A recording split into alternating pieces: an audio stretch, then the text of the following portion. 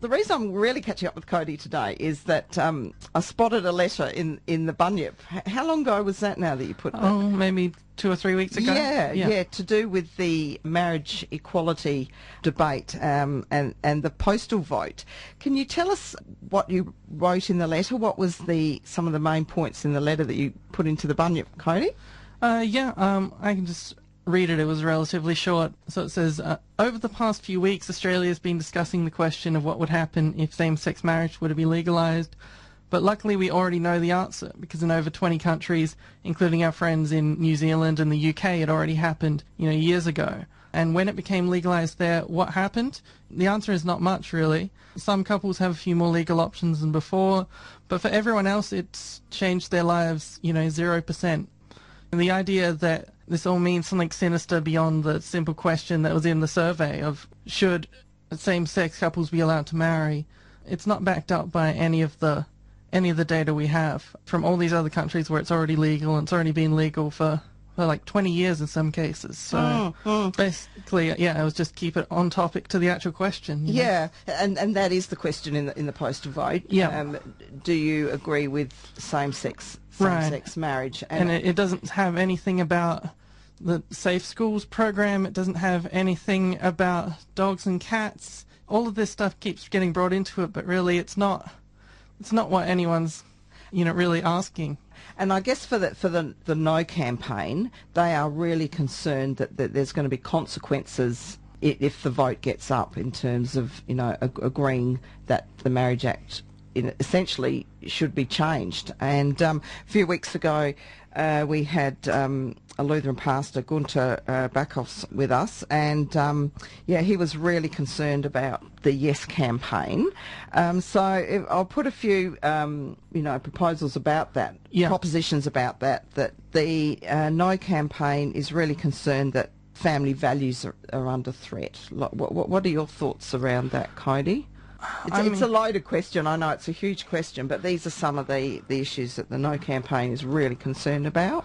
I mean, I think it depends on what you mean by family values, because from my experience, I guess to go back to how I first sort of realized that, I've got some questions about the current way we talk about gay people and all that. That was back, I was, maybe 13, and I was always on internet forums and this kind of thing, and so I was talking to a lot of other kids who they're able to be more honest on the internet, in the sense that in real life they might go, I don't want bad consequences. I don't know if my friends will still be friends with me. I won't say anything about being gay.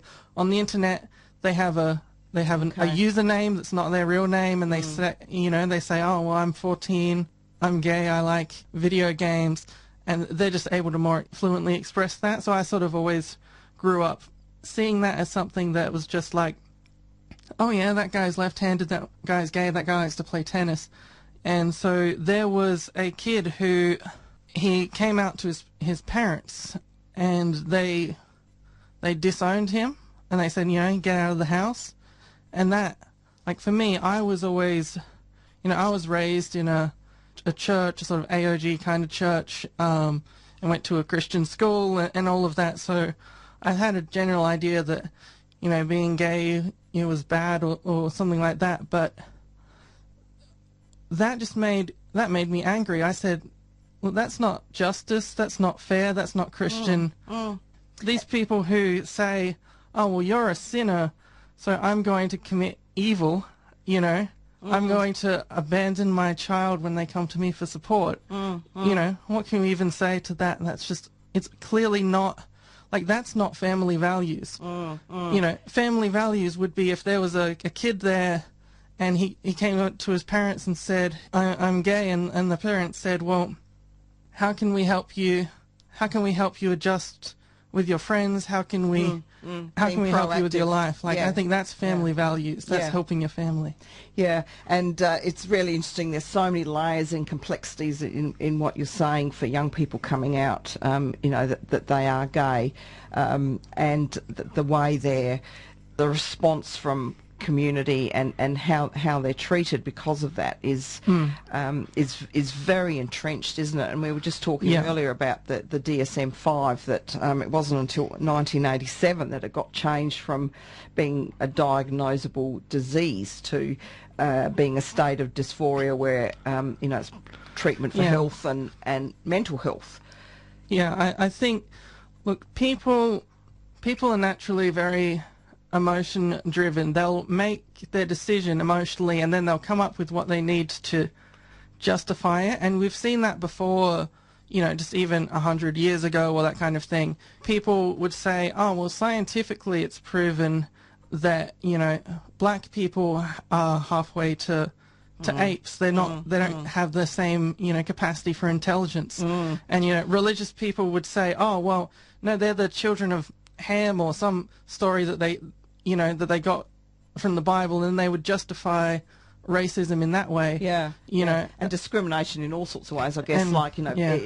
I remember reading this years ago. The shape of a man's forehead, could be observed to be a criminal. That could be one of the indicators that that person could be a criminal. So, in terms of the yes/no debate, the no debate, talks about the family values. So family values is about caring, acceptance, and tolerance. Is what you're saying there? I think family values is about supporting your family, and anyone who would fail to support their kid for doing something that's not for who they are. It's not a crime. Let's be clear here. Gay marriage isn't legal yet, but being gay hasn't been illegal for 60 years or something. Yes. Like it's legal, it's, So for the Yes campaign, it's sort of one of the final steps, isn't it, for society to say, that they're people in every way like anyone else with differences, The No campaign, some of the arguments, which we heard, previously from Pastor Gunter was around things like it's how important it is for children, the need for them to know their biological family. How does that sort of sit with you that children, need to grow up with their biological family? Yeah. My opinion is generally that if there were more adoptions, we'd have a better society. There are a lot of kids out there who they're not spending time with a biological family because they're not spending time with any family. So to cut off couples from being able to adopt these kids, I think is counterproductive. Is counterproductive to the well-being of those kids. And I guess the No campaign would say that despite all those things happening, that abuse, domestic violence, their cornerstone is that marriage is between a man and a woman going into that for life. So that's what I would say their cornerstone is. And the Yes campaign is to be accepting of people that love each other, to be able to get married in the eyes of God or elsewhere, in a registry office. I think the thing about the marriage debate is that on the list of types of marriages that are out there or that shouldn't be allowed if you're trying to make the perfect marriage, homosexuality is like number 25 down on that list. We have all sorts of marriages that are happening. We have 18-year-olds marrying 90-year-old men so that they can get their fortunes when they die. We have everyone's watching The Bachelorette right now, which the whole point of which is let's have marriage as a throwaway thing where let's just get all these guys in a room with the Bachelorette and she can decide who to marry. And these pastors aren't going, we need to ban Sophie Monk marriage. They're just tuning into the TV and they're going, oh no, what did you do that for? Just like everyone else. And there's just all sorts of marriages that go on, and a lot of them aren't Christian marriage. Is the other thing is that they're saying, the No campaign is saying, well, Christian traditional marriage is between a man and a woman, but most of the marriages we have in Australia are probably not Christian marriages between two Christians. We allow Buddhists to marry even though they don't use Christian traditional ceremonies.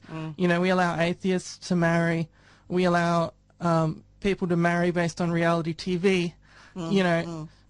And why is that? It's because marriage is, in the Australian legal sense, is a contract. It's about things that they're able to do. Like a married couple are able to visit each other at the bedside, get through past the hospital staff in a way that a de facto couple aren't able to. Like there's just certain rights associated legally with marriage that are completely separate to the Christian traditions of marriage, which are traditions not followed by a lot of the people who are married here in Australia. And I think, what you're saying, that there's evidence for that. So it's really interesting, with the campaign, and I guess the two protagonists, for marriage campaign, for marriage equality and against marriage equality. Have you had a chance to see them speak? It's Alex Greenwich for the Yes campaign, and I did see Lyle Shelton from the Australian Christian Lobby, and yes, the No campaign is so fixed on what they're standing for, that couples are only recognised if they're heterosexual, that they're only validated, and that seems to be the core of the argument. And what you're saying, Cody, is there's lots of other types of marriages and quality relationships that are valuable for families and children. There are quality relationships that that aren't traditional Christian marriage that are currently happening that people are okay with, and there are non-quality marriages that are just throwaway that people are okay with, as long as it just doesn't fall into this specific clause that we're arguing about. And I guess there are a lot of marriages where people aren't all that happy, but they stay married for decades or for the sake of the children. So it's really getting to the essence of the quality of relationships. And it really interests me too around the acceptance of sexual orientation, that there can be other orientations of relationships, and I think that's partly what the No campaign is focused on, that there is only one way to be married for heterosexual, that the sexual orientation, that there's no choice about that. Because I think the thing is, they talk here about traditional marriage, and they say, traditional marriage is between a man and a woman, but I think the fact is, traditional marriage has kept on changing its definition. Like, I think it was only in the last 100 years that the age of consent was raised above 13 for marriage. And, that's traditional marriage. If we look at traditional marriage in the biblical sense, it's one man selling his daughter to another man in exchange for a cow and 3 shekels. Like, arranged marriages were popular. In fact, and that's another kind of marriage that's common. We don't, if there's an arranged marriage in India or something, we don't invalidate that marriage when they come to Australia, even though it's not, it's not the definition that people are trying to set here, So this vote, which is a survey, it's not a binding vote to change legislation. So that it's a very bizarre way to handle the issue. Yeah, look, it's got a lot of sides. It's got a lot of problems. Like, not one side or the other problem, but just logistical problems of, well, if this isn't a vote, does that mean that I can fill the form out for 20 people who left their forms around, or that, or where someone previously lived at the house is something that's been encountering a lot, and now you've got 3 votes, and that's something unique to postal surveys that you wouldn't get. There's the joke, vote early and vote often, which you're not actually. We have safeguards against that in the actual election system, but this postal vote, we don't. We've got people, stealing the letters out of their whole neighbourhoods, letterboxes. We've got people voting 8 times. Like, it's just a nightmare of a way to do a vote. That's right, and it seemed to, because it had to get through the High Court to, to be, to support the government to do that. And obviously they'd had all the forms and everything printed up because it was approved in a couple of days, so they must have, had a pretty good idea it was going to be approved. And as you say, it's a yes or no vote. So why is it important that it stays as a yes or no from your point of view, from the yes perspective? So, first off, I think it's hurting people to go into some of these other areas because these, especially with kids, especially with if you're 13, everyone has experienced being 13 and awkward and unsure of themselves and sure that they're making a fool of themselves at all times and that kind of thing. And then imagine if you're trying to deal with your sexuality and then you find there's people on the TV saying, oh, we can't let them be here. We might as well let the cats and dogs marry people or whatever. Imagine how their self-esteem is going to be. There's a much higher rate of suicide and suicide attempts by people who are gay, lesbian, transgender, all those things for a lot of those reasons. And also, I think the thing is about the No campaign is, you've probably noticed, but they talk about everything but the question on the survey. And I think that's because the actual question on the survey, we know what the results of that would be if it was on its own, because we've been doing polling, and we've been doing polling for years, and the approval rate for it is around 75% or something like that among the population. Yeah. So that's why Tony Abbott, for example, was reframing it pretty quickly as, if you're against political correctness, vote no. If you're against people beating people up, vote no. Of course, that has nothing to do with the survey, but if you did a vote on who likes political correctness, it would get a much lower approval rating than gay marriage. So by reframing the debate to make it about that, the No campaign gives themselves more of a chance to win. So it's a yes/no answer to a different question. That's what Tony Abbott is posing, and getting people to think about the consequences. Yeah. So that's what the No campaign is focused on. Is how they see it is the consequences of a yes vote. Yeah. Yeah. So that around things like undermining society and those kinds of things. So with the actual postal vote, it's costing 122 million, and the arguments are that that politicians could vote for it and take that responsibility on themselves. So I wonder why they didn't do that. Because they want to get re-elected and they don't want to upset people, and so they're putting all the difficult decisions into someone else's hands. It's just traditional politician behavior, I think. Because there are other things that cost us far more, like human lives, that they don't. When there's a new war, they say, oh no, we'll handle this, public. Don't worry about voting on whether we should enter a new global war. We'll just vote on it personally. But then it gets to something that they're like, oh, I don't want to have to deal with.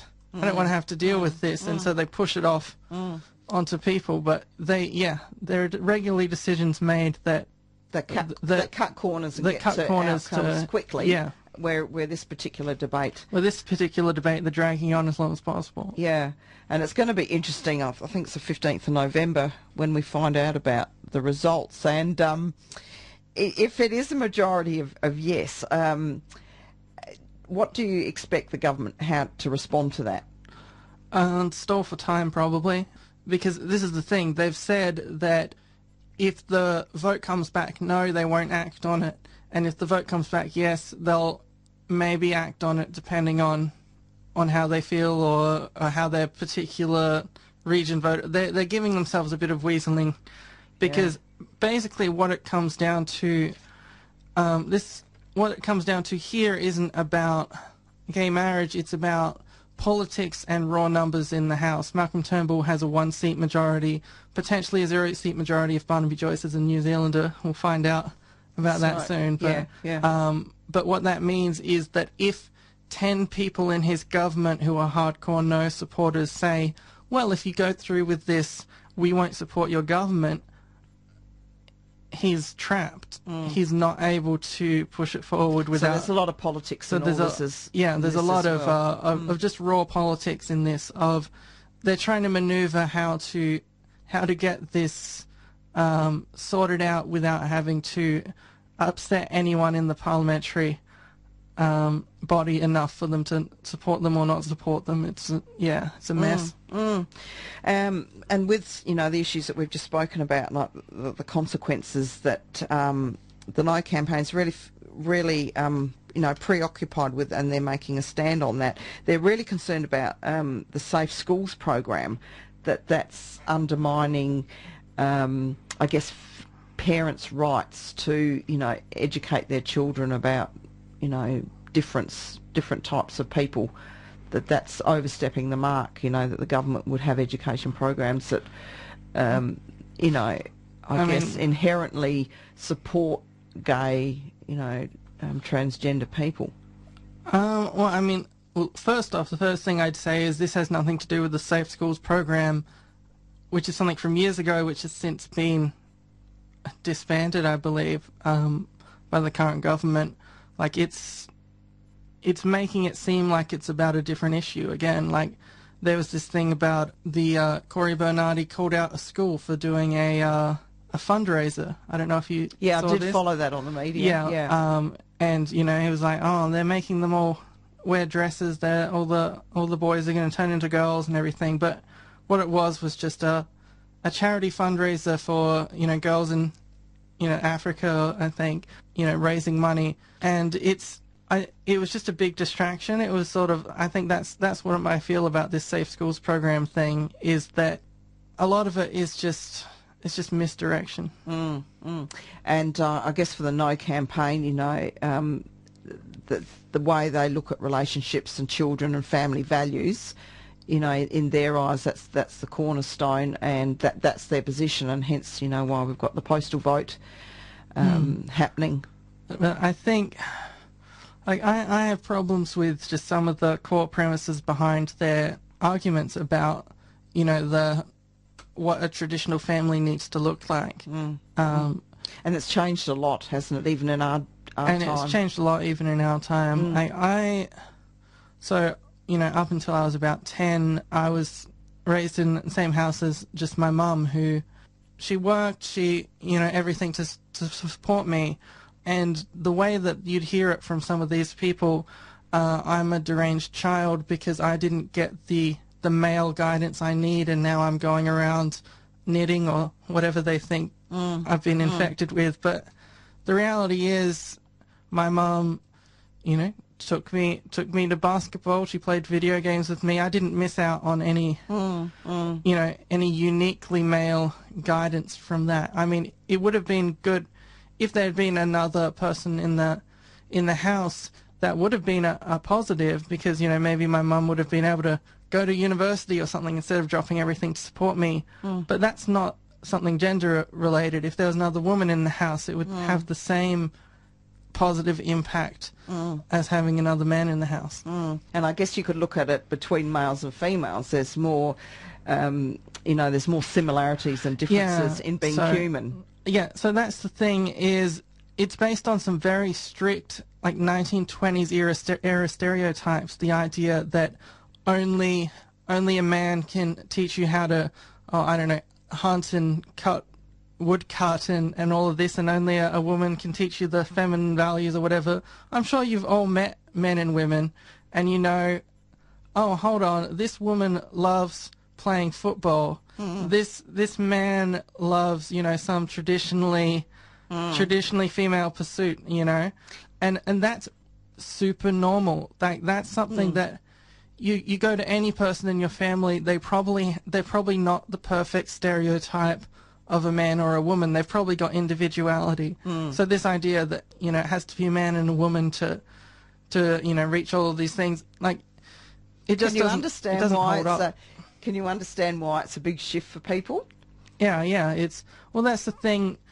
Look, society's moved faster than it ever has before in history. Like 100 years ago, Aboriginal people were considered flora and fauna under the Constitution. Yes. And maybe a little bit more than 100 years ago, women couldn't vote even here in Australia. Yeah. And then they were saying, well, if we let the women vote, are we going to let the cats and dogs vote next? And, the answer was no, because no one related those two things. And I think it's the same thing here. If you look into the things that they talk about the slippery slope about, when they say, if we let gay people married, are we going to let them, marry the cats and dogs next? Yeah.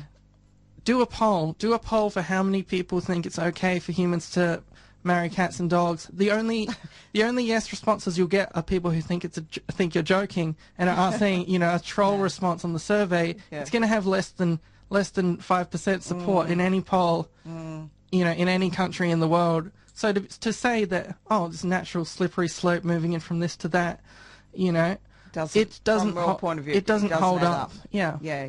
And I think, I just mentioned earlier about the DSM, that they've changed it from being a diagnosis of a disease to looking at sexual confusion with sexual orientation as requiring support. It can be mental health issues that can be conflicting some of those situations for people. Yeah, it's completely shifted. The medical model has completely shifted on there. Yeah, as they've figured out more. There's some pseudoscience around homosexuality and stuff that some people still believe, but that was more common back in the olden days of, shock therapy will cure the gay. It's something that basically what they do is they electrocute someone until they say that they're straight. And that was considered medical advancements back then, but it's clearly debunked pseudoscience now. That's something I read where that exposed them to pictures of the female body. So it's you just think about that. If you just think about that sensibly and just think, if someone, if you're straight, if someone strapped you to a chair and showed you, and you're male and they showed you images of the male body, would that turn you gay? No, of course not. That makes zero sense. But people believe it if it helps with something that they already believe. Yeah. So with the No campaign, it seems like it doesn't matter what argument you put, everything that you've discussed from the Yes campaign point of view, they still consider that marriage is between a man and a woman for life. Do you think people can change those views, from your perspective? Yeah, well, I think they have been changing those views. If you look at support for gay marriage now and 20 years ago, it's very different, and it's the same thing has happened with a lot of things that we consider non-political today. Like a lot of things that we nowadays think, like Martin Luther King, he just came along and he said, hey guys, what if we weren't racist? And everyone said, I never thought of that, and then they weren't racist anymore. But really what happened is, after that I Have a Dream speech in 1968 or so, they did polls, and he was like 78% of people or something had a negative view of him and was saying, these protests are only hurting your cause and all of this kind of thing. Like, we sort of have a view of these past events like they weren't controversial, whereas this one is, which is what makes it different. But really, they were all controversial back in their day. The difference is people changed their minds, new people were born, and that's the thing. It's partly people changing their minds and partly new generational shift. Because if you look at where the support for the Yes and No camps are, the 18 to 30 demographic support is somewhere above 80%. Yes, and I would attest to that with young people I know. And then lower that down to what's the 10 to 17 demographic, it's probably upwards of 90% at this point. They don't poll them because they can't vote, so there's no purpose in asking them. So which age group or demographic would be the No campaign? Would the 65 plus. Okay. that's about 50-50 according to the polling. Like, because the Okay. polling that was saying it's 75-25 for support are saying it's 50-50 amongst people over 65, but it's basically a done deal amongst millennials, which I think a lot of that is to do with, well, probably stuff like the internet. I was saying earlier on that I had a lot of exposure to people being gay as part of their everyday lives thanks to just me chatting to people in America and people in Sweden and all that just through the internet. And I think meeting people is the ultimate, counter to a lot of this stuff. Like, it's the same with, I lived in Singapore for 5 years, and about, 15% of the population is Muslim. And so it's hard for me I can't take seriously anymore when people say, all those Muslims are terrorists, when my experience with Muslims is, this big burly Muslim man with traditional headdress carrying a Spider-Man backpack for his son on the train, and the woman in the burqa at Starbucks studying for her test. When you see that as normal activity by normal people that you just can't think of it the same way anymore. And I think it's the same thing happened to me for homosexuality. Yeah, that discrimination and prejudice, in some ways it takes a lot to break the barriers, but in other ways it doesn't take much if you're sharing situations. It takes a lot for people who are used to it being another way, and it doesn't take anything for people who were born, and then had it pointed out to them, this kid's black, this kid's gay, get along with them. They just grow up thinking, oh, well, they're people. That's right, and that's people first. That's what it's about. Cody, thanks very much for coming in today and sharing some of your insights and thoughts regarding the Yes campaign. It takes a lot to write a letter to a paper, I think, on any topic, but particularly around this campaign. So, I guess it's a reminder, for people to get their forms in. I think it's the 7th of...